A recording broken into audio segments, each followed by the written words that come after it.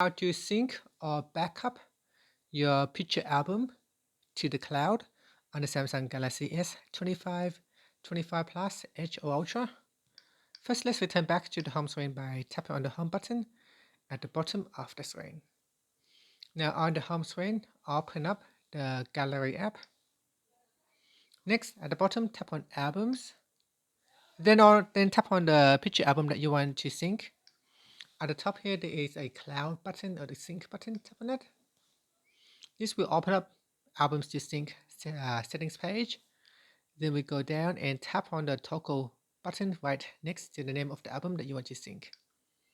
So we have to turn it on. And that's it. Now you can choose to sync all the albums in here. Just only sync the important albums and back them up to the cloud.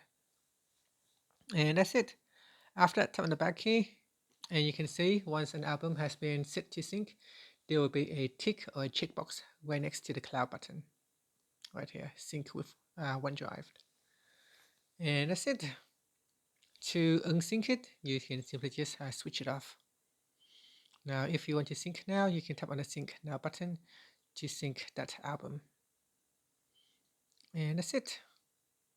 Tap on the back key. Finally, tap on the home button to go back to the home screen.